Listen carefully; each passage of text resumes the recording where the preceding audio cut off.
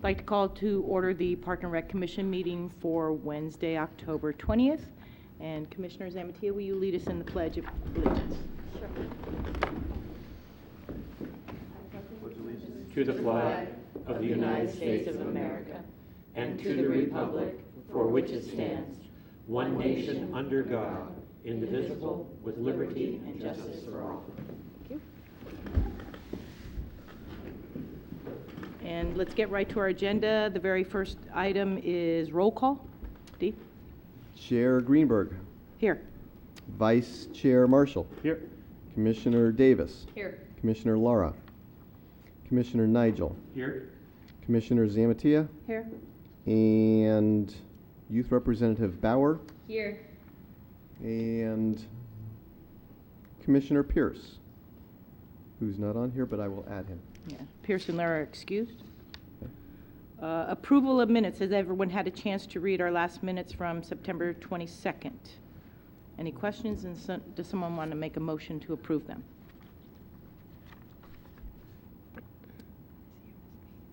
Does someone want to make a motion to approve them? I move that we approve the minutes.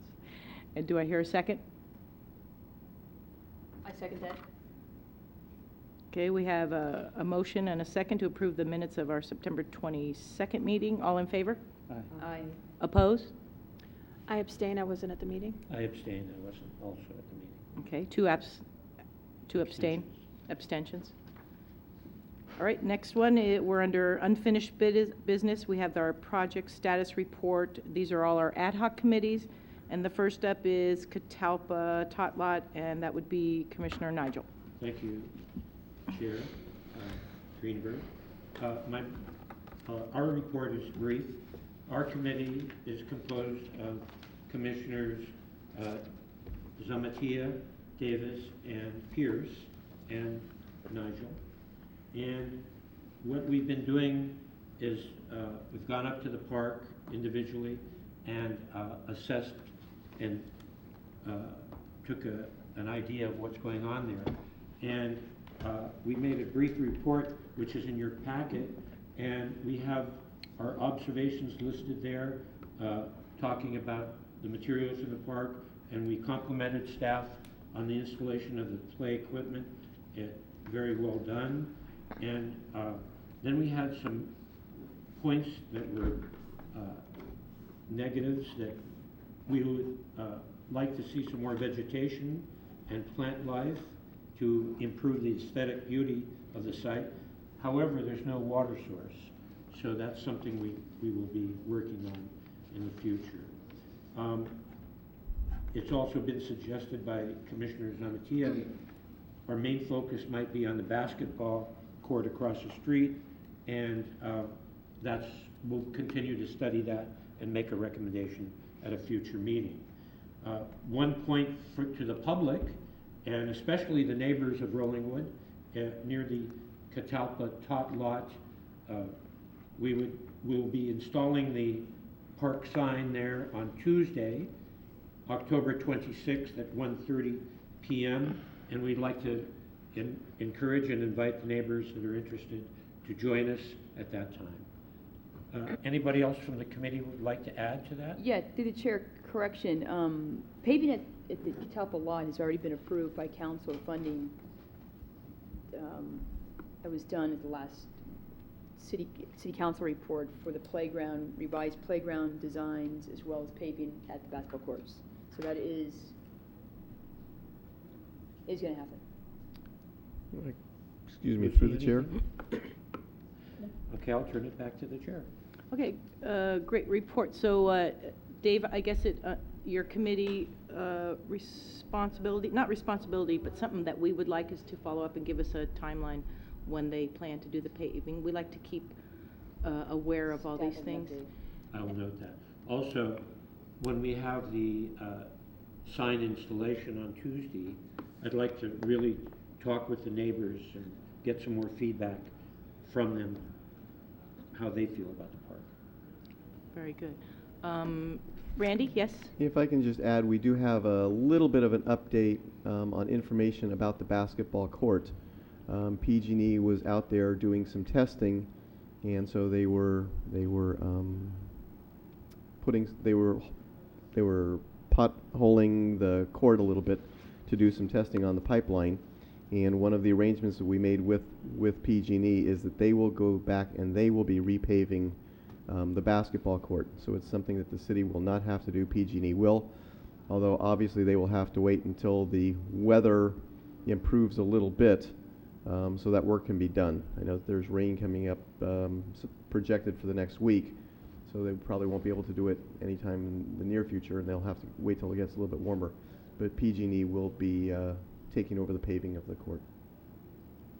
Great, and I have a question to you, since you've been in touch with PG&E. I happen to live in that neighborhood, and I was told that that's a free strip where the gas line, and I asked him what that means, and he says there's no gas running through that main, and they've been testing it like crazy, so I'm assuming that I was told incorrectly, that there is gas going through that?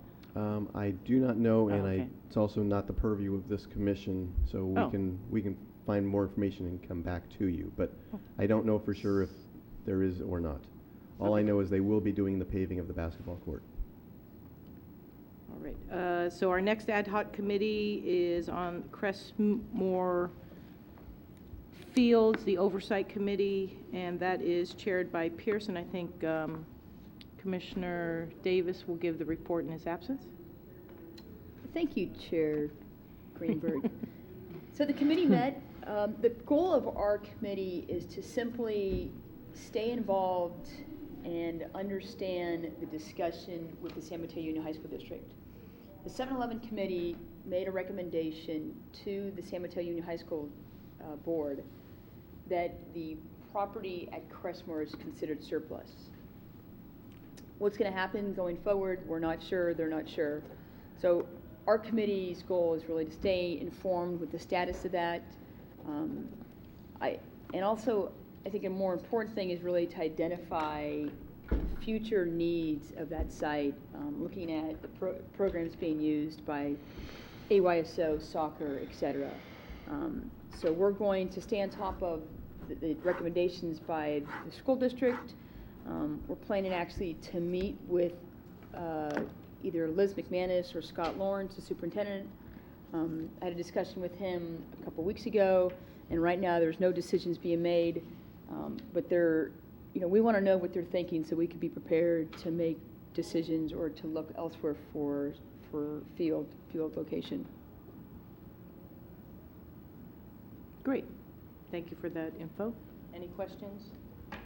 All right, seeing none, we'll move on to the next ad hoc committee, and that is regarding the dog park and their issues, and that is Stephen Marshall. Okay, so the dog park committee met a couple days ago, actually yesterday. And we discussed first the existing dog park and how in the past year or so we had discussed improving the lighting there, and we were directed to there's no funds for us to do the lighting, so we're trying to figure out how to get the users of the dog park to do some fundraising. So we talked about that and possible ways to communicate that to them. I was given a list from Danielle of all the users, names and phone numbers, but I don't know if there's really I don't know who to call from on that list. So we thought about maybe taking the estimates that we had for the lighting, deciding which route is the best way to go, and then posting how much that would cost, and then they could organize how to raise that money. But we're obviously open to feedback from the rest of the commission. And then we also discussed our discussions that we had about a possible new dog park. Obviously the location we had identified is not going to work, at least for a while. So what we thought about is maybe as the Glenview area is redeveloped, that if a new park is put in that area, that maybe we could incorporate a dog park at that same time. So that's something to think about and plan for. And that's all we discussed. Good ideas. Anybody have questions regarding the dog park or dog park issues?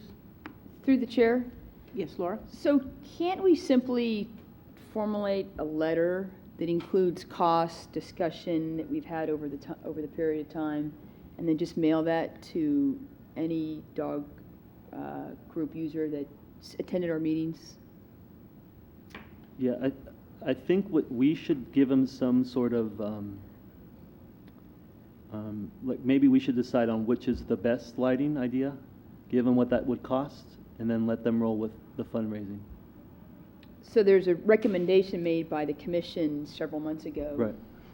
Are we wanting to change that, or are we wanting to? No, I think that we should, instead of rehashing all that, we should go with what we had The already recommendation decided, is- get the exact numbers of what it would cost for, the contractor that the city's comfortable with doing it, and then present that to the users to fundraise for. Can we ask staff to help formulate a letter that we can distribute to the dog park users? We would be happy to work with Commissioner Marshall and his committee. We can also post it at the site, at the Commodore Dog Park. And I do have a question for you. Was our suggestion to just add an arm to that streetlight? Yeah, I'd have to look back in my notes, but I believe that was the one that we had recommended, one arm off of the existing light. And would that be sufficient to light the dog park in lieu of, we're going to lose hours soon when we change our clock? And I'm not Mm, qualified to Yeah. answer that, really. okay. Okay. I'm certain we'll have other recommendations, and maybe the dog park users can offer something up. Okay, the next one is the Donor Recognition Committee, and that was myself as the chair, and this was also reviewed in our last report because we're still at a standstill. I don't know where we are at this point. Did you want to take it, Randy, or? Well, there's really no update other than the item was recommended by both the Parks and Recreation Commission and the Culture and Arts Commission to be forwarded to the City Council because of the City Council's having to cancel a couple of their meetings and their agendas have been pushed back. This item will be heard by the Council in November or December, but it has not been placed on a specific agenda. So we will get back to you as soon as they've had an opportunity to hear the item. And where we are at that point is both commissions, the Culture and Arts Commission and the Park and Rec Commission Ad Hoc Committee, met with an artist, made a selection, and I think there were 12 or 11 people. Most of them were for it, some were against it, and we present it to City Council at that point. Okay, any questions? Through the chair, can I just request a copy of the report that you're going to submit to council?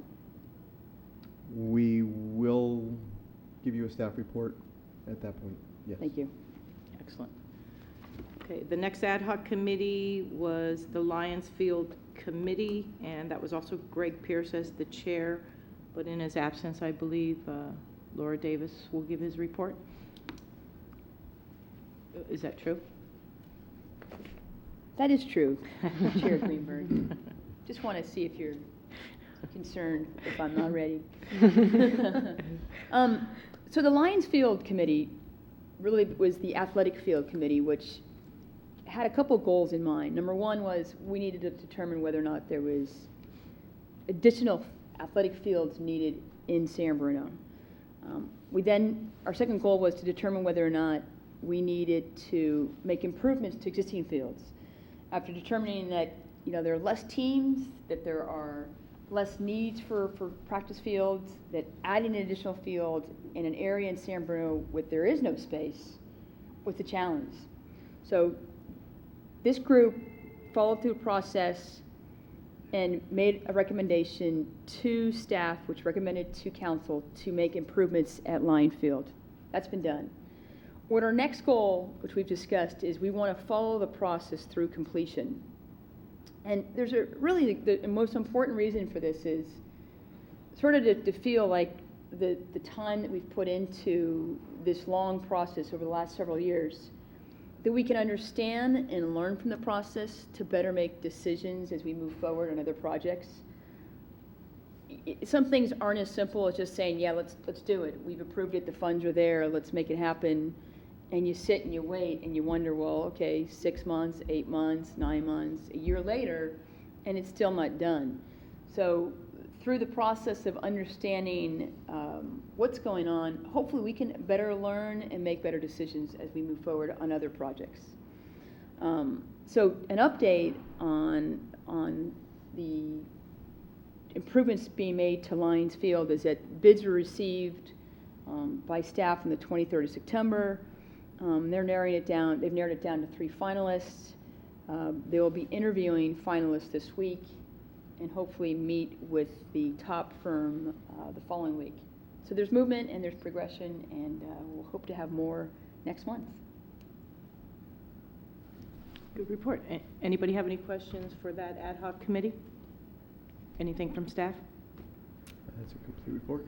Okay, and our final ad hoc committee we're working on is the revenue enhancement. And before we discuss that, I'm a teeny bit confused because the chair of that is the commissioner is Amatia, and I'm a teeny bit confused at why we created this ad hoc committee. If anybody remembers why we did that, I don't quite remember. Because she discussed it with me, and I knew it was to generate more revenue, but anybody here enlightened? I think we wanted, through the chair? Yes, I Dick. think we wanted to see if our fees were in line with our neighboring communities, and also get a sense, are we really providing fees that are reasonable for our citizens? And that was one of the motivating things why it was created. I know staff did a big report from north of us and south of us in comparing to what our fees are. We found that some were higher and many were lower. I think that was just for the renting the hall. Yeah. Was that Oh, for- and also, oh yes, thank you. The other one was concerning the senior center and renting it out for weddings and other social functions with the use of the kitchen. So if I'm not mistaken, I think we've already done those and accomplished those and made a recommendation to City Council. Is that correct, Randy? Would you? For the kitchen, yeah. The item of facility rentals was completed, and looking at the master fee schedule, as the commission does on an annual basis, was completed just before the budget preparation system. The city council came back and agreed with commission's recommendation that staff look at different ways that the kitchen of the senior center can be used by groups that are renting out the main room.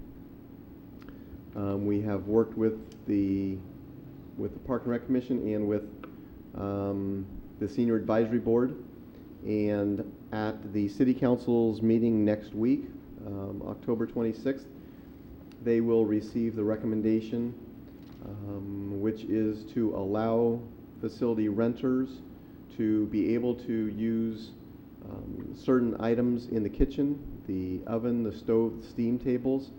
There's no additional cost for the room, but the renters would have to pay for an additional facility attendant, and that attendant would be the person who's responsible for the operation of those pieces of kitchen equipment. There would also be a refrigerator freezer that is here on site just for the renter. So if groups were bringing in items that needed to remain cold until later on in the party, that would be here also. And that way it would not interfere with any of the equipment that's being used by the seniors. One of the interests of the Senior Advisory Board was to make sure that all of the equipment was in working order for the lunch programs that they serve on a daily basis. So the thought is, by having facility attendant who's here, who knows the facility, who operates it properly, who's the person doing it, and the other condition that was suggested by the Senior Advisory Board and then approved by or also recommended by the Park and Rec Commission, was that groups that abuse the use of the kitchen are not then allowed back, are not allowed to rent the facility in the future. So those are the recommendations that are going to be before the City Council next week. As far as other revenue items that may come up, those are the only ones that have been discussed. I think we can do a comprehensive look at that fees that are charged. Usually I would suggest that be done during the budget process. I think when the master fee schedule is done, I think we can sit down and with the committee that's going to overlook at that anyway and do it all at the same time if you want. But that's up to the commission. Through the chair. Yes, Dave. I was a member of that committee, and we had several meetings and had a lot of discussions.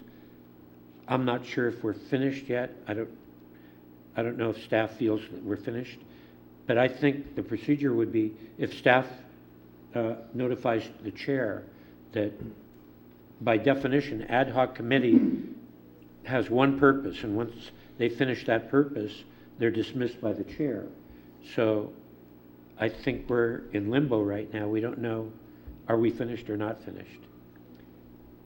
That's up to the chair of the commission and to the commissioners as a body to determine if there's more work that you would like to see done.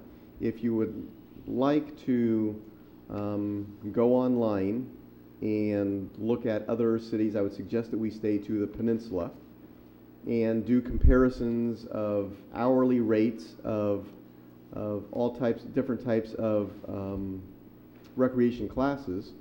The commission can choose to do that, and the chair can form a committee to do that type of research. Another thought might be that the committee might just look at other revenue opportunities, maybe talking to other cities or talking to the public and see if there's other programs that staff may want to conduct. That might be a way to do it as well, to look at some of the fees charged by other groups. That's a possibility. We do stay in touch with the other groups. We do have representatives on county committees. There is a committee that looks at special classes and different instructor rates and ratios. Most of the cities pay instructors anywhere from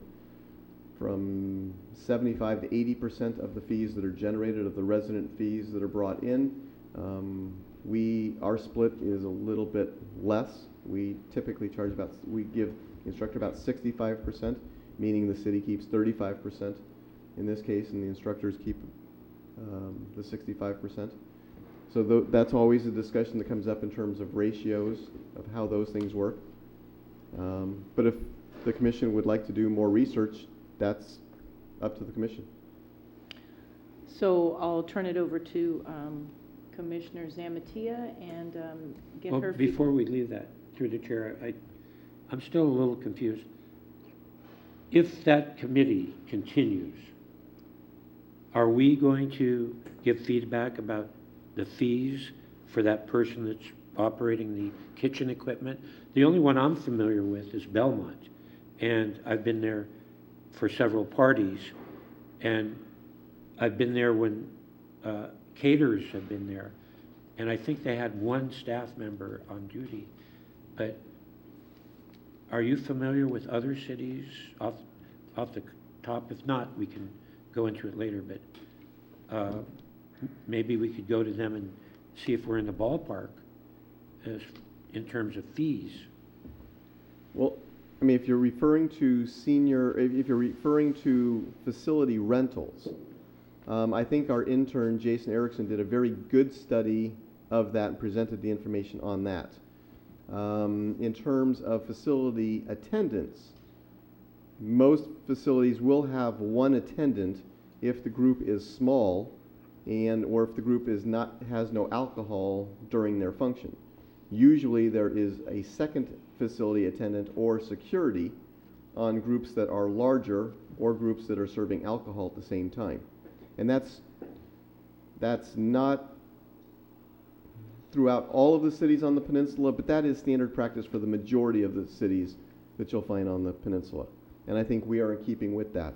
one of the thoughts that we had was, by allowing use of the kitchen, we weren't trying to generate new revenues on that. We were trying to generate more revenues, more rentals. And so instead of increasing the fee, the idea was actually maybe even lower the fee a little bit, getting more people to use the facility. So I think the commission's had several discussions, and please, any of the commissioners correct me if I'm wrong, but I think the idea was to try and find a balancing point of where the fees are. And that was the commission's recommendation to the city council. Now, during the year, if of course, the commission can analyze that again, and next year during the master fee schedule discussion, can bring that back up for new recommendation. Okay, to the chair. That's exactly it. That's exactly how I remember those issues. I'd like to make a suggestion that this group, ad hoc committee, sit down and meet.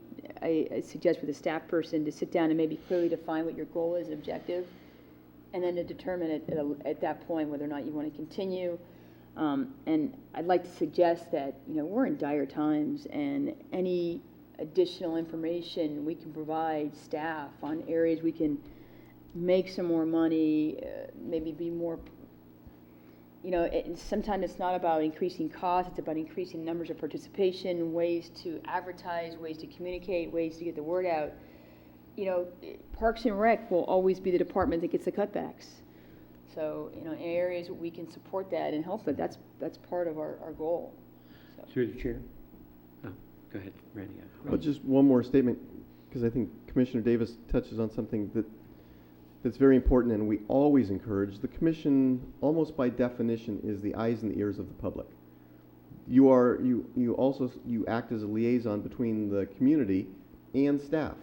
You are out there at different events, grocery shopping, at the schools, you're seeing things. As you're having those discussions, if you're hearing of programs or activities that are of interest to different groups, please, at any point, bring those to our attention. We don't need a special committee for that. If you're out there and you're hearing a group that is interested in new sports programs, new after-school programs that speaks a different language, that's interested in summer camps, or any of the offerings that we have, always please bring those to us, because you are one of the conduits, and we need that feedback. All right, so once again, Well, Commissioner. I want to ask one more thing. Yes, Steve. I want to give a little history. When staff was overwhelmed, this commission used to have standing committees. That's why I brought up, if we are finished with our work on the fees and revenue enhancement, I would recommend that the chair dismiss the committee. On the other hand, this is something that's always coming up, and I think staff has to give us some indication. Do we need a standing committee? The difference between an ad hoc committee and a standing committee is ongoing, and the chair appoints it each year. But do we need that, or we don't? And I don't want to bring it up tonight, but I just want the chair to think about it. And in the old days, we used to have the concession was a standing committee, baseball was a standing committee, softball was a standing committee.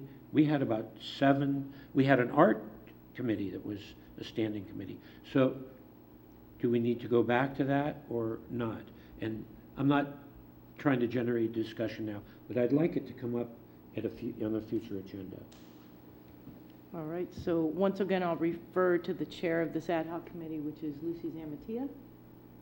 And Lucy, you want to take it from here or add some comments? Sure. So after listening to everybody, I think I'll try to get the committee together this month. We'll kind of go over what we've all talked about, see if we feel that there's a need for our committee. We'll come back next month and kind of discuss it. All right, that sounds fair. Any other questions on this ad hoc committee? All right, seeing none, then we'll move on to item B, which is communications. There are no communications that staff has received. Okay.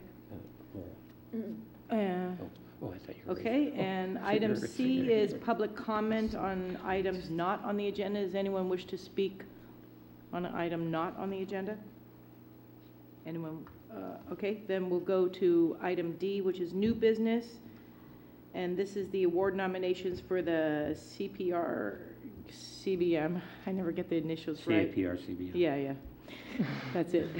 Took me 5 years to Yeah. learn. So what Dave Nigel said, and we have some backup on that, and I guess we refer to Randy once again, and we'll hear a brief report on that. The only thing I'm going to report on is it is the California Association of Parks and Recreation Commissioners and Board Members, Good. which is how we get the acronym for it. I believe Commissioner Nigel asked for this to be put onto the agenda. I do not know if the what you have in your packet is the application process for the awards for this coming year, and I don't know if how the commission typically does this. If you wish to nominate anybody or any programs, or if you want to have a separate committee to look at this outside of the meeting and then bring the information back. The deadline for nominations is November 1st, so we can't bring it back at the next meeting, but you could have a committee that you empower to make the nominations and submit the information. Through the chair. Yes, Dave.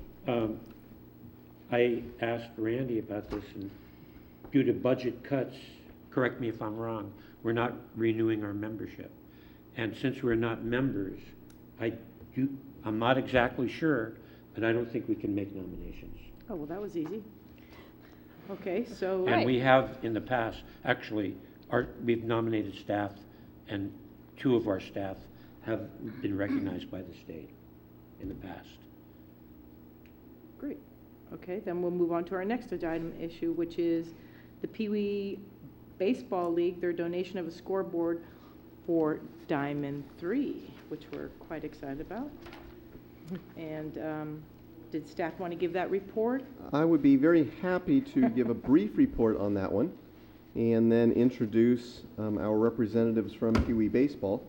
But this item is very similar to the offer that was made last year by Pee Wee's, and there was a scoreboard put in at Diamond 2. The process is to bring it before the commission, for the commission to make a recommendation to the city council, and for the city council to formally accept, alter, or reject any donations such as this that come in. So what I would like to do is introduce Ken Kreisel, representative of Pee Wee Baseball, who I think can speak better on it. All I right, mean- Kenny. He came all the way down once. I was sent here. I was sent here. Anyhow, yes, the Pee Wee League would like to donate another scoreboard on Diamond 3. This time, we're just going to have a scoreboard, and later on, we're going to, we're not going to have an ad panel on top that we had, like, down at Diamond 2. So we'll just later on get an approval from you people again for just to put a plaque on one of the legs of it that was donated by the Pee Wee League. And that's about all. I can answer any questions. It'll be the same company that furnished the existing one will furnish this one. Do you have any questions? I'll be glad to try to answer them. Through the chair, this last season, I noticed several occasions being at a Pee Wee game that the scoreboard wasn't working. Was that because of technical difficulties? Well, that's with because the too many user? people with too many fingers pushing too many buttons. Okay, and so that ended up getting resolved. Yeah, and the time during the 4th of July tournament, it went down again. And there was the fellow that's on at the Park and Rec maintenance department was unavailable to correct the measure. Maybe we could try to get them to give us something that's more user-friendly than the one that we have. But if the directions are followed, it should work properly. Kenny, are you talking about the control box, and it's Yes, a the wireless control unit? box, yeah. Uh-huh. Yeah. Well, on behalf of the city and staff and our commission, thank you so much. I mean, our scoreboards are very important. The kids always want to know the score. I think the parents want to know the score more than the kids. And Diamond 2 scoreboard looks excellent. So I look forward to it at Diamond 3, so thank you on behalf of the Pee-wees. Oh, Yes. I'm so sorry. I had one more question. Sure. The other question I had was, is a timer not necessary? A countdown timer for the length of a game? I know that it's a big issue at Lions Field, and it was, thank you when they finally installed that. But are Pee Wee games, is there really a time issue? Is there ever a question? Well, or is there's it? never, they're 2-hour time limit, and most of the time the games are over before that happens. Okay.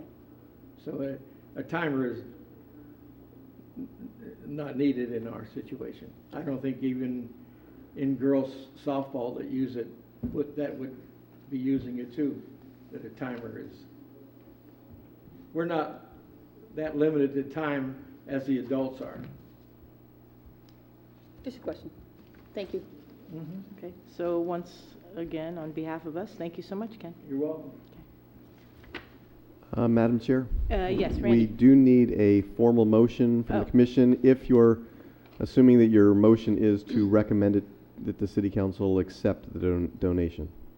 Okay, has everyone read the report and under the recommendation, anyone want to make a motion? I would move that we accept the donation of the Pee Wee baseball scoreboard for Diamond 3 with much gratitude and pass it on to the city council. I'll second.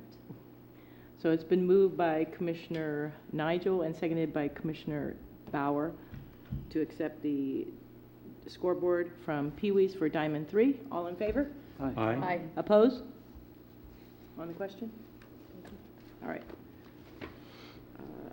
Next on our agenda is the partnership with the San Bruno Colt Baseball. I imagine that's to do with preparation of fields and et cetera. So I guess we're referring to Randy once again. Correct. There's no action to this item. It is just to keep you informed that we are in preliminary discussions with Colt Baseball over field maintenance.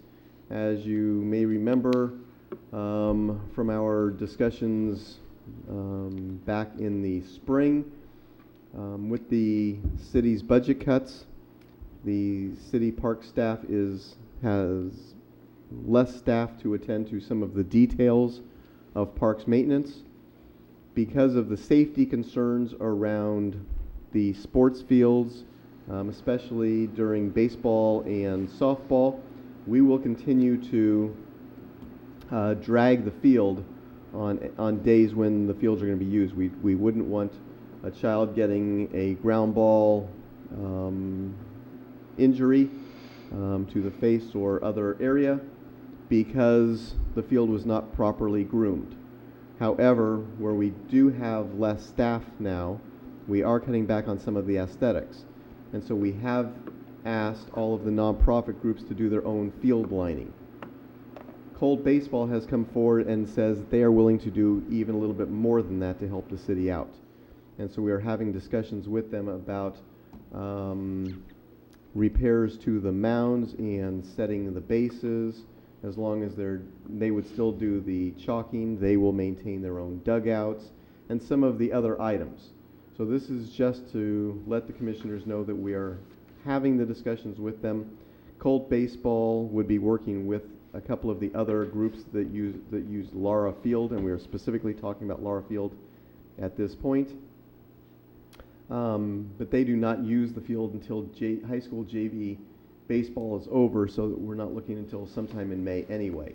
So this is just the very first notice of it, and we will keep you informed as those discussions move forward. Okay, and any questions before we move on? Okay, we're on item E, which is the reports, and the first one is staff report, and that would be the review of our summer recreation program. And that's also, is that Jenny And or as you? we have done in the past year, we are going to do a couple of things over that. Two of our recreation supervisors are here this evening, and they're going to report on their programs. Jenny Tucker is going to report on her programs, and she's also going to highlight specifically the aquatics program. We are It's going to be a little bit different this year. There's not going to be the slideshow with the music. We found out that if we do that, we can't post it on our normal posting places like YouTube because we don't have the copyright for the music. So it's going to be just changed a little bit. And also, as we did last year, we are not going to be doing the video of the summer. We're going to wait that until the next televised meeting. So that will be, this is just a teaser, that will be coming up at your April meeting, because we can also use it to show interested parents what types of camp programs we have. However, Dee Fabella, who's recently married but hasn't officially changed her name yet, so I will not call her Dee Kranitz. She's still Dee Fabella as of today, but she will, in a couple of minutes, she will be making her report about the summer camp programs and some of the other things that she oversees. So I'll turn it over to Jenny, and I'll get the lights. Okay. Good evening, Commissioners. I just wanted to give you guys a real quick overview of our summer aquatics program from last summer, which seems like so long ago, but only a few months ago. This was my 8th summer working here for San Bruno, and it was another successful and safe summer at our pool, which is always a nice, rewarding feeling. We had just one thing personally for me this summer was that my staff hours were cut in half where I did a job share with the city of Burlingame.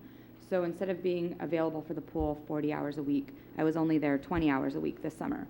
However, with the great staff that we have on site at the pool, and with the help from the rest of the department, we had another successful program where I don't think the staff even noticed I wasn't there as much. We went through swim lesson programs successfully. We offered mornings, weekends, and evening swim lessons. And throughout the summer, we offered swim lessons to about 1,300 children in our areas, whether San Bruno, people come from San Francisco, Half Moon Bay, different surrounding areas because of our outdoor facility. We also worked this summer with the Highlands Summer Camp program, and we offered them swim lessons for their summer camp. So they bused their children down to our program, to our pool, and we worked with them 3 days a week on swim lessons. So that was something new that we added for a little bit extra revenue. Our water aerobics classes continued to be popular. In the evening class, we'd get an average of about 20 participants every night, and that's taught by our summer lifeguards and swim instructors. The other thing that we really highlighted this year was the specialty camps. You know, in the past, we've started offering these little week-long summer camps that are related to aquatics, and they're getting very popular. So I'm going to continue to increase that. We did 2 weeks of like a junior lifeguard camp, so they were for teenagers, where we taught them lifeguard skills. They didn't get certified because they're not old enough, but it's kind of a feeder program into our lifeguarding class when they turn 15.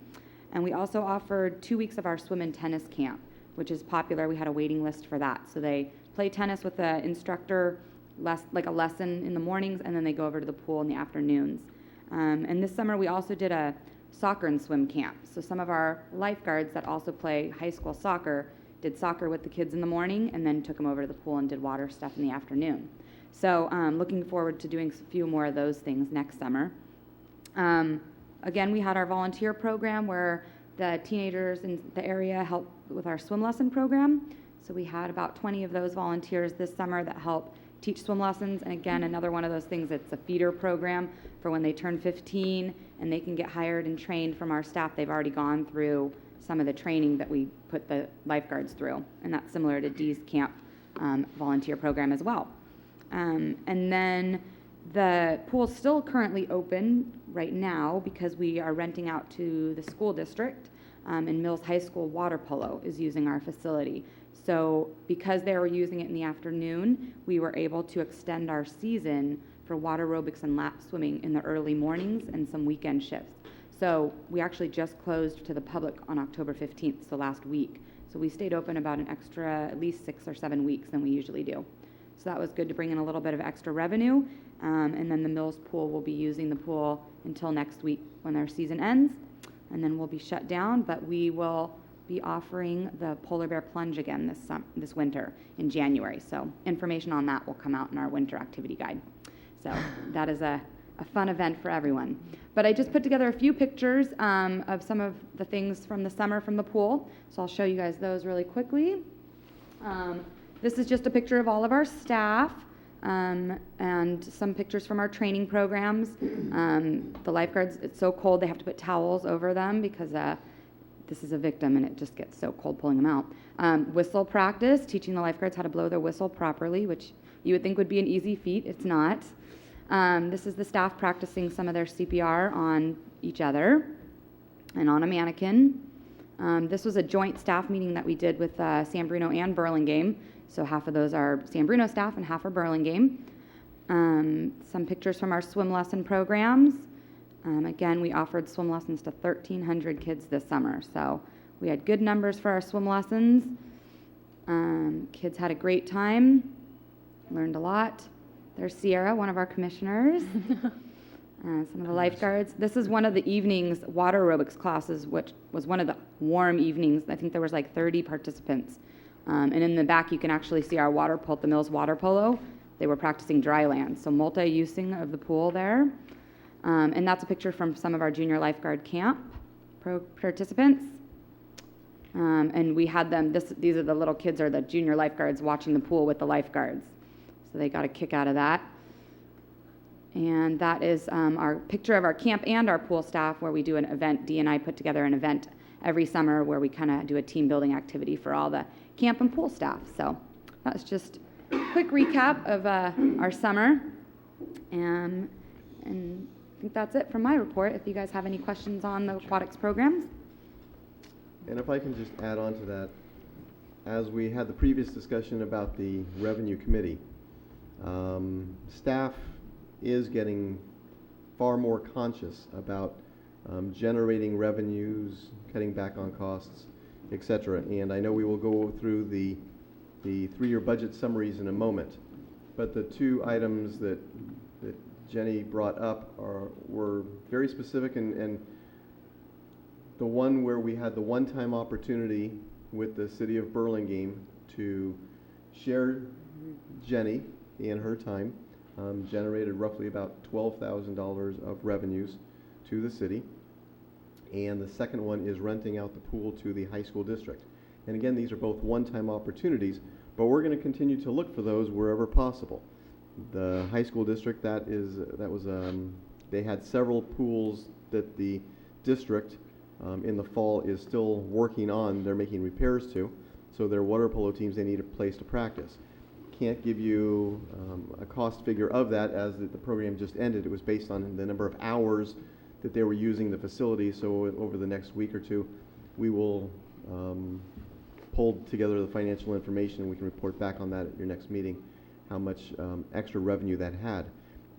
But it also did give us the opportunity to put on programs in the fall where we traditionally don't because of budget reasons. The cost of heating the pool is very expensive, and the cost of staff out there is very expensive. The fact that the district needed it, and the district was paying for the cost of the heating of the pool, all we had to do was cover the cost of the expenses, and that's a program expense that's then borne by the exercise program participants or others. So it gave us a little bit of revenue opportunity. So we continue to look at those. Those are two that were directly affected by the pool or opportunities we had because of the pool use, and we will continue to look for more of those as time goes by. So if there's no questions about those, I will turn it over to Dee. Well, through the chair, I'd like to make a comment. Dave? You want to go first? I was just going to Go say, ahead. excellent program. 1,300 kids, that's impressive. That's awesome. And, no issues. So you're doing a great job. Keep it up. Thank you. And then Dave, you want to? I think I can speak for the commission, and these are directed to you, Jenny. Through your leadership and your organization and high standards for having the staff go up. I mean, I've seen it, and my colleagues have seen it. Year by year, the program is better every year, and what pride we have that our lifeguards in the Bay Area competition are always near the top, and that's your leadership. And I just want you to know that as a commission and the citizens of San Bruno are really lucky to have you on staff. Wow.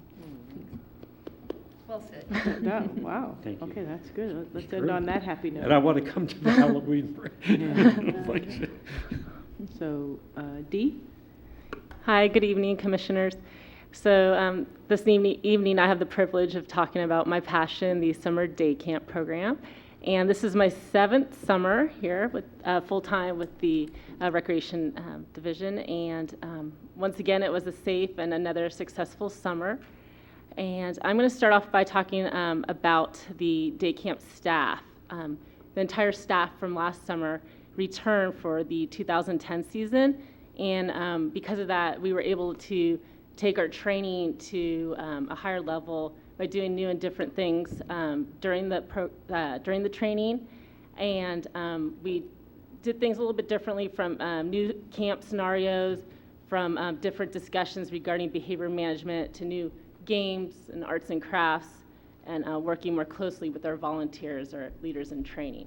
So one other thing we were able to bring forth this summer was a parent orientation night, and there were about 24 camp families that showed up, and we covered topics from a typical day at camp to field trip procedures, transportation, and what happens on swim days. So having that, I know, brought a sense of comfort and relief to some of the parents who showed up who had some questions, and we were able to answer those right away for them. Another new program we added this summer was taking some campers to and from camp to the pool for swim lessons during the 4 to 6 o'clock hour during our PM camp program. And we had an average of 9 campers for every 2 weeks who participated in that program. So that was a successful new little addition this summer.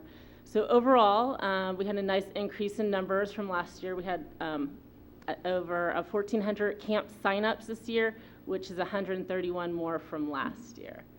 And a little bit about the LIT program, our Leaders in Training program. We had 50 participants in that program throughout the summer, and they participated in the program about 3 weeks out of the 10 weeks we offered for camp, which averaged out to about 13 volunteers a week. And again, before you are the 2010 parent survey results that you had received this evening. I'm going to also talk a little bit about our Youth Activities Committee this evening. We have about 25 active members, and back in April, we took about 6 of our members to the Yak Attack in Santa Clara. It's a teen conference where they were able to attend and be a part of a variety of sessions, from program planning to specific debates. So they really enjoyed that, and that was a nice new opportunity for teens. Also last July, we collaborated with the city of Pacifica once again. Last winter, we took them on a ski and snowboard trip to Homewood, and so we were able to take them to Disneyland this summer. So we had about 15 teens hop on board a bus, and we went down to Anaheim. So that was a great new trip for us as well. Yak has fundraised. I'm sure you guys have seen them this summer for our concerts in the park and for our movies in the park as well. And we were able to generate over $700 for the committee. So that's been pretty nice. And currently, we are planning 2 ski and snowboard trips for the winter, and again, since it was a success last winter. So that's where we are today. And actually, that concludes my summer report. And do you have any questions? Well, if I can just add to that report just a little bit, because Dee touched on it. We did the same thing, the same very mean and treacherous administrative function to Dee that we did to all of our other programs, which is how can we generate more revenues, and how can we cut expenses given the current financial situation. That was the challenge put to Dee, and through her talents, her experience with camps, and also through the assistance of her Jen Molina's was her right-hand person throughout the camp. They restructured the camps a little bit. As she said, she brought in 130 more participants, which generated a lot more revenue. We will have the summer finance report coming up to you at your next meeting. But as you have in front of you on your the camp evaluation reports. Out of the 10 categories from registration process through scheduling and counselors and enthusiasm and safety, at least 95% of the respondents, of the 80 people that responded, at least 95% in every single category said the program was excellent or good, and the vast majority of the categories, it was 100% of the respondents said that the programs were excellent or good. And over 80% in almost all of the categories, the respondents were excellent. So looking at that, not only did Dee meet the revenue and expense challenges brought before her, but also presented a program to the community that was extremely well received and obviously very popular. Great report. Yes, Dave? I found it amusing that when I read this report and I looked at registration, and under the category of excellent, there was like 90-something%, and only one person thought it was poor. So they must have been in a bad mood or something. But I would be biased if I didn't mention already giving accolades to Jenny about you too. I visited the program on 4 different occasions in the park. They didn't know who I was. I just went up, talked to the kids, I talked to the staff. The enthusiasm and the joy that they were having was really great. Also, I don't know if my colleagues know this, but are you still teaching your college course? Mm-hmm. She teaches a college course in recreation. She wrote a book, and she always tackles me, and I take that book to the annual conferences every year to try to sell them. So she's put San Bruno on the map. There are people from Eureka down to San Diego that have her book. And oh, San Bruno, I know San Bruno. But thank you very much for all your work. Thank you.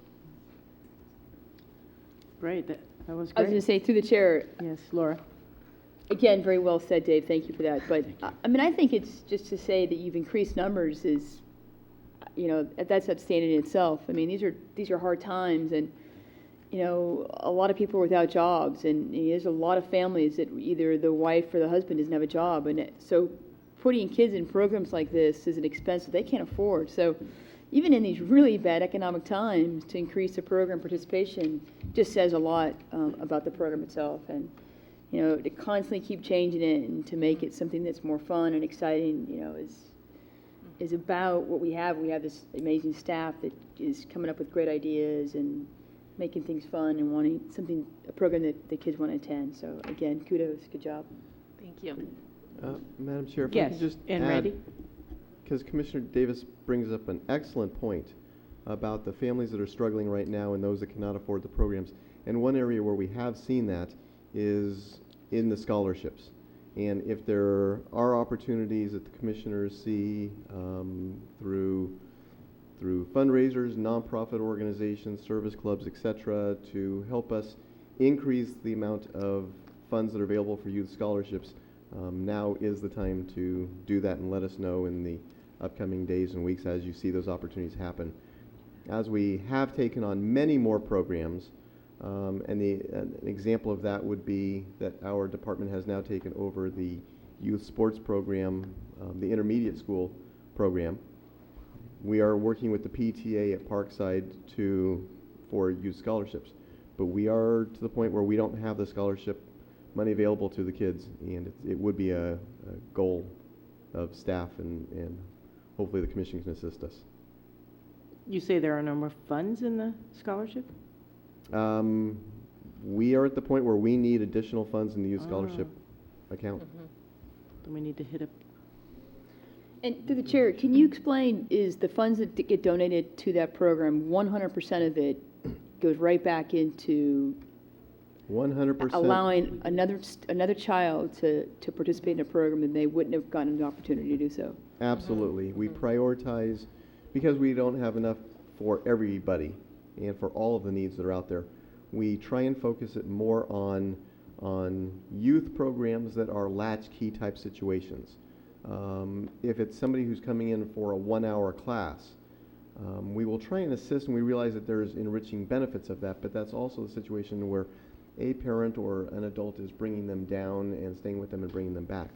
We want to make sure that we at least have opportunities for kids in the after-school hours to participate in the programs when maybe they're going home and there's not a parent or another adult there to supervise them.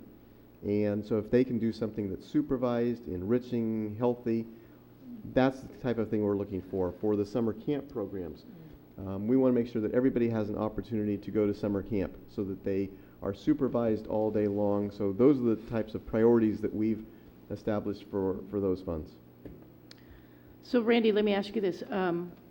Where do our donations come from for the scholarship? Is it generally private service clubs, and what is our ideal number that we should achieve or surpass? I don't have a number, and I can bring that back to Okay. you at the next meeting. I can see what historical numbers have been. There are some special events that have come forward, events such as Polar Bear Plunge that will be brought back this coming year.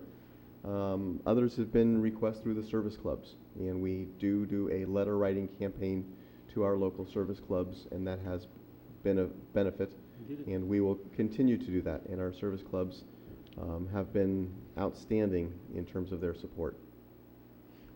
Well, I think we're fortunate that two of our commissioners are president of our two local service clubs. Stephen for Rotary and Tom for the Lions. So, any other comments on these reports? Great reports. Thank you so much. All right, moving on. Are we on item B? We are. And moving along. And in front of you, you should have a copy of the 3-year budget summaries. It is this sheet. It was part of the packet.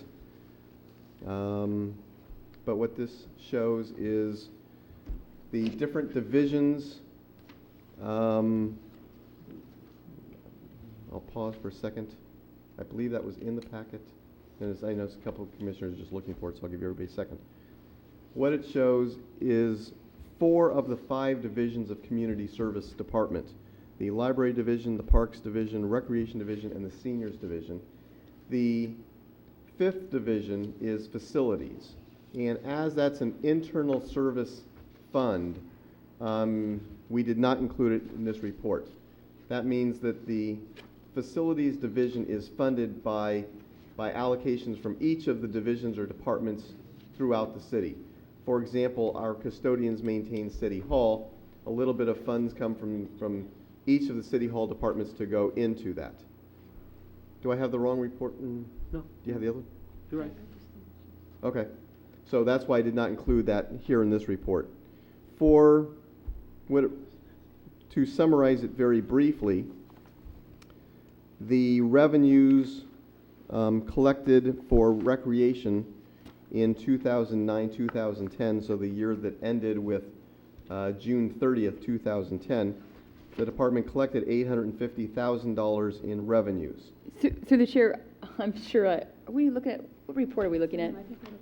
That's what I was wondering. No, Don't have it. I don't have that report. Did I pull the wrong one out last here? month? Was it? I thought we reviewed that last month. The report that was included with the packet was the 2010 Spring Recreation Division Finance and Participation Report. That's why the confusion. That's what you have in the report, and this might have been because we may not have been able to send it out, and I might have thought that it had been sent out, but due to an injury in our department, maybe it wasn't. We can look at it next month. So we'll look at it next month. As I'm there, the quick recap of recreation is that revenues brought in for 2009-2010 were $850,000, $27,000 more than budgeted, but also $109,000 more than the previous year. Expenses were $90,000 less than the division spent in the previous year. So it was approximately $200,000 in just the recreation division, less required from the general fund in terms of subsidy. And I will make sure that it's in your packet for the next month, and we can discuss it in more detail, as well as the other divisions. I do apologize if it didn't get in there. Then we'll have time to review it and discuss it better. So we're on to C, the response, Well- but, oh, pardon me, excuse me, Laura, do you have a question? Is this the time we're going to talk about the participation report then? Yeah, that's just the corrected copy of what we talked about last time. There were a couple of numbers that were in there that were improperly put in. So if you'd like to discuss any part of that, we'd be happy to. Can we? Chairperson? All right. I Laura, just take it away. had one question. What drives personnel costs on this report? Like when I look at picnic rentals, city park, I see 0 costs in that. But yet, it seems to me that there's costs involved in when you rent the rental of a picnic site. For example, the cleanup, the damage, That is the staff cost that is directly, on all of those programs, it's the staff cost directly of the program participants, not of the overhead administration. The administration is lumped into the administrative section on those reports. We do not do a full breakout of time analysis for each of the parks crew members. That is something that we are going to be starting to look at for the next budget year. Recreation staff already does that. For example, when Commissioner Bauer works as a lifeguard, if she works multiple programs, she codes her time. So maybe she's helping with lap swim or she's helping with lessons or those things. We do not do that yet for the picnic rentals and for Parks Division time, but it will be something we get to. What that reflects is mostly of the part-time staff, the recreation leaders that are working camp or after-school programs, the lifeguards that are brought on, etc., and the full-time staff is put into administration. Okay. And then did we discuss last month, and I don't remember this, my fault, I apologize, if we changed this report from January to May, where it used to be April to May for spring report? What we are trying to do is to standardize the sessions, and we are getting there. We used to do 4 brochures a year for recreational sessions. We now do 3. So we're trying to get to an apples and apples comparison, and that's, I think, what the issue you're bringing up. Okay, thanks. All right, great. So let's keep the meeting moving. And next item is the response by the Park and Recreation Division employees to the September 9th Glenview fire. And this is an item the chair last week asked us to just give everybody some of the things that department staff has been working on in response to the Glenview fire. And starting with September 9th, I'll try and just do this as close to chronological as I can. When the disaster hit, it was shortly after work hours. Staff responded very quickly. We were within an hour of the disaster. We were in the EOC. Community department staff was opening the EOC and starting the process of running an emergency operating center. As that was happening, other department staff responded back to the recreation center, and immediately, again within the first hour, we had identified the recreation center as the first emergency shelter that we would operate that evening. It was obvious. It was a 6-alarm fire. It was the largest fire in San Mateo County history, and as we saw the scope of it, we knew that people would need to be housed overnight. We did a check of all of the hotels that were available and occupancy levels, and because of that found that we would need to house more than the Red Cross could put into hotels. As the recreation center was the shelter that was selected, as the press needed information, we got the phone number out, and that was the number that was highlighted on the bottom of all of our TV screens for the next several days. And people were calling our 616-7180 number, usually used to sign up for classes or rent the picnic facilities. Now it took a very different turn, and it was to find loved ones. It was to figure out where shelter is, where food is available. all of the social services that were needed at that time. The advantage of using that line is that that phone number rings at 6 different desks, and it gave us an ability to have 6 different people respond and help the public immediately. Who were those 6 people? It was amazing. It was the recreation leaders, it was the lifeguards. Our part-time staff was absolutely amazing, and I cannot say enough things about them.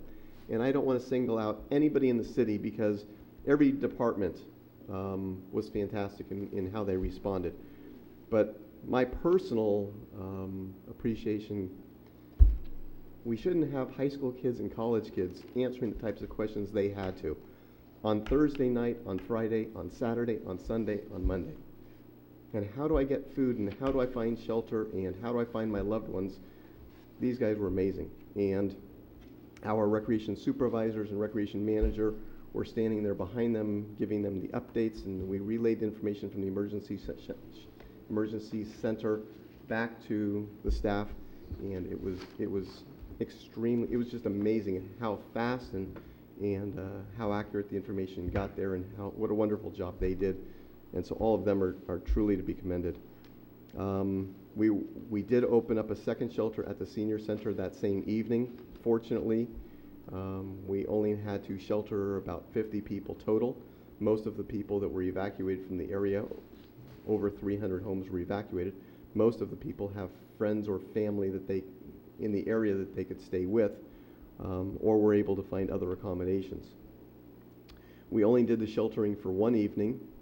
However, we did do the food and clothing distribution, which came in almost immediately from private individuals, from stores, from the Costco's and all the other stores around the area. It was just fantastic. And our part-time staff had to organize all of that with the help of our supervisors and managers. But they went as detailed, not to just say, okay, well, here's the food and there's the clothes.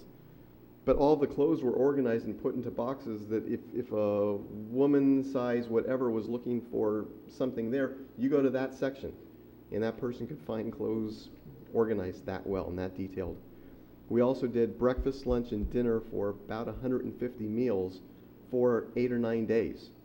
And that was organized again by our recreation services manager for the first couple of days, and by other staff making the phone calls to local places. Service clubs came through and put out the food. The Lions Club fed people for the first couple of days, and huge thanks to them. One side note of that was something that I thought was just amazing, and maybe I'm using that word too much tonight, but this is one that I couldn't even believe. But Danielle Brewer, our recreation services manager, grew up and is friends with a girl who grew up in San Bruno and is now an adult and lives back in New Jersey. And somewhere around day 4, Danielle updated her Facebook account and said what was going on and the types of things that were going through. I apologize for getting emotional. This lady from New Jersey, her way of helping out her old hometown was the last 2 days, she called all of the restaurants and all of the stores, and she provided the food for breakfast, lunch, and dinner for 150 people. And it's like, people didn't forget, and the donations that came in were just amazing. The help that came in was fantastic. I would say that, this is a disaster that, we could not have done this on our own. We as a city government, as a city community, as city volunteer organizations, we could not have done this without the people who stepped up and helped out. Because it was a localized disaster, we had County Office of Emergency Services immediately helping us out. The nonprofit organizations that respond to these types of disasters were there immediately. Day 2, we opened up a local assistance center. Residents who lost everything, they could come into the gym.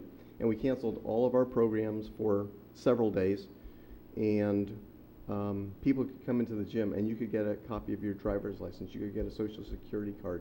If you had a pet and you were placed in a hotel that doesn't take pets, the Humane Society was there to take care of your pet and figure out arrangements and do the boarding. The Red Cross was there, the Salvation Army, insurance groups, people, telephone companies that were loaning telephones at no cost to people were there. So it was essentially one-stop shopping for all of your human services needs, and that lasted for about 8 days. And we then transferred that to the San Bruno Recovery Center. The office building at 900 Cherry Avenue loaned us lots of office space on their third floor, and people have been going there for several weeks to get this same type of attention from these service providers, and that has been amazing. And they've been up there with the county working on debris removal, and the city planning department has had space there to help people out with their permits and things like that. So it's been an effort by thousands of people in hundreds of agencies, and Park and Rec. It's one of those times, you know, I've always said that Parks and Recreation is not the most important department in a city. And truly, I will say that the water department is, or Public Works is. If you don't have water coming into a city, and if you don't have water going out of a city, you don't have a city. And police services are vital, and they've been critical over the last month and a half to a much larger extent than ever before. And the fire department did an amazing job of putting that out with mutual aid from cities all around us, inside the county and outside of the county, and that was amazing. But where Parks and Recreation, or Community Services, because we do have the library, where Community Services is absolutely the strongest department in any city, is we have the most daily contact with our public. We see them on an individual basis. You may not know who's in Public Works or the fire department or police department, but you know who's your kids' summer camp leaders are, and who your kids' learning swim lessons from, and who your basketball coach is, and who you are taking aerobics classes from, or other things. And we have that face contact. And during this process, that was so important, because as people were coming in, we knew who they were, and we were able to help them. And it wasn't somebody, it was somebody that we knew, and somebody that was part of our family and takes part in our programs, and somebody that we care about. And the level of attention, I think, truly showed in the staff that helped out. So that was Parks and Rec's involvement. We are still involved with the Recovery Center, and we'll be helping with the long-term wherever necessary. But again, if I give an all-star award, it's wow. Staff did a fantastic job, and the part-time staff, I think we've always taken them for granted, the special skills and talents and abilities they have. So thank you especially to them. Wow. Awesome report. Thank you very much for bringing that up, and a recap of everybody's hard work. And I mainly brought it up because we are Park and Recreation, and all the staff and crew were working. I saw it down there, and it was a very emotional time, and we were just trying to help our friends and neighbors, and that was a good report. Thanks, Randy. Anybody have comments, questions? I see Commissioner Nigel. Randy, on behalf of all of the citizens in San Bruno, we compliment all the people that came forward. That night, by 10 o'clock, my cousins called from Sydney, Australia. My friends from New Hampshire. I mean, this was not a local thing. This was a universal thing. Also, my wife and I were eating in a neighboring city, and I should have written it down because I want to give you the name, but this gentleman came up who knew me and said, I just wanted to go from Millbrae to San Bruno to help. And there was this fellow, Randy Schwartz, who was fabulous. And I just want to relate that to you. Thank you.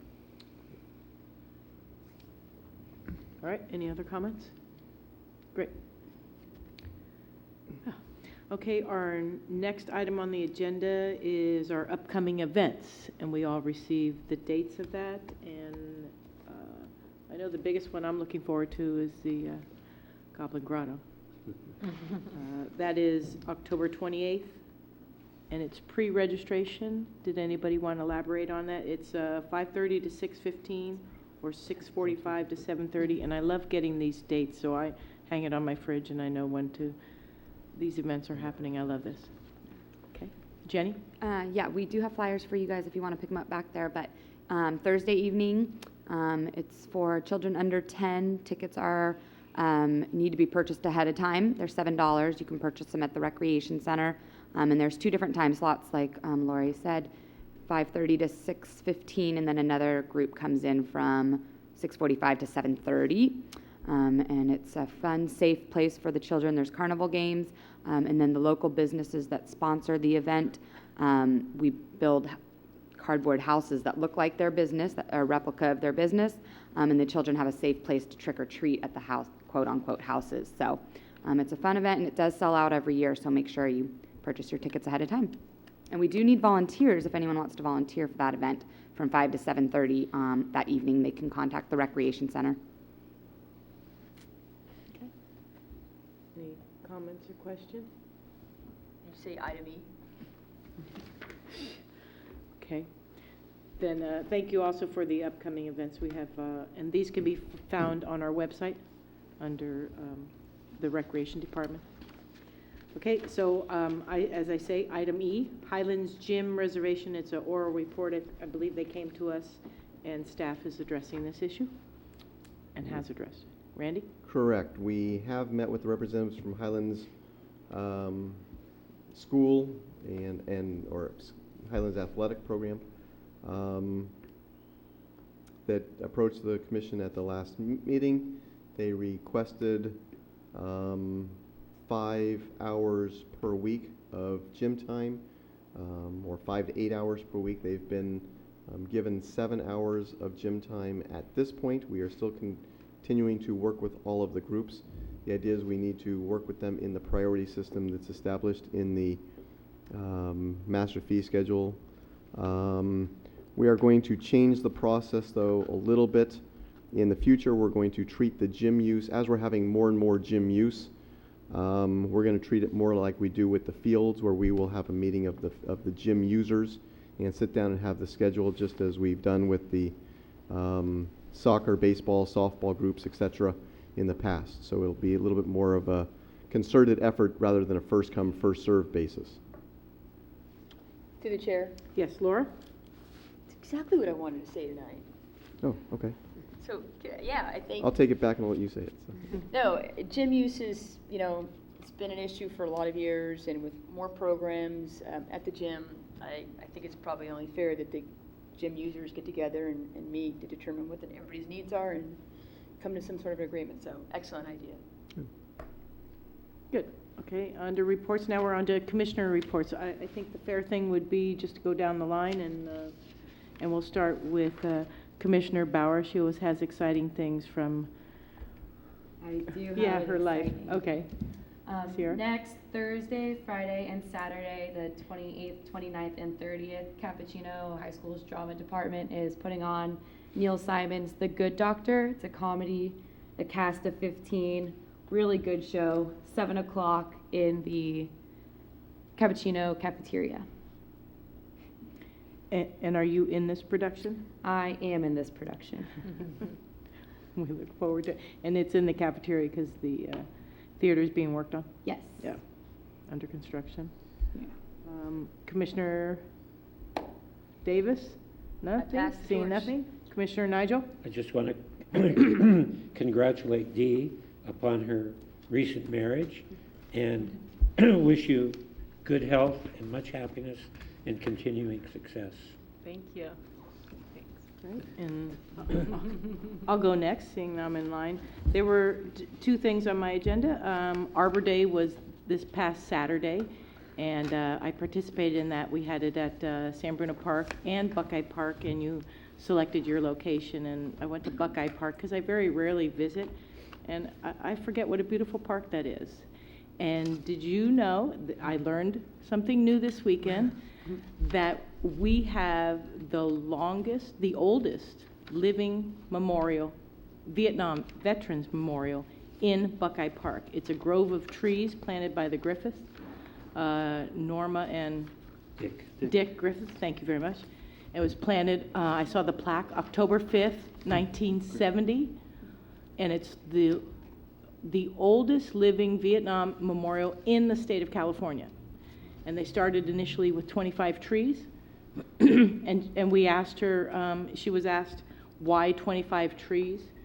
Simple reason is that's what they could afford at the time. So I love that answer.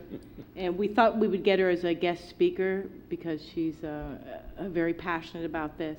She's a little bit shy and hesitant to do that, but we had a group that met there and we planted a few trees in the park. I think we planted 7 or 10 trees, and it was great because the holes were pre-dug, as in the past. You know, we'd be there laboring. I remember coming home with sore shoulders. So it was, let's see, it was facilitated by Jeff Madonich, our arborist, and he's one of our supervisors in our park department. And his crew was out there, Steve Freitas, Roger Mariucci, JD, I forget who else was out there, but the park crew was great. And my second item that I wanted to mention is one of our commissioners, Tom Lara, is not here tonight because he's planning surgery tomorrow. So we want to wish him the best. I know he's nervous about it, he's scared, and we just send him our love. So. Where is that? Peninsula? I'm assuming to Peninsula. Yes, he always goes there. Yes. Yes. Yes. All right. No report. No report from Marshall. No report from that. So, any more comments? Seeing that there are none, we will now adjourn our meeting. Thank you very much.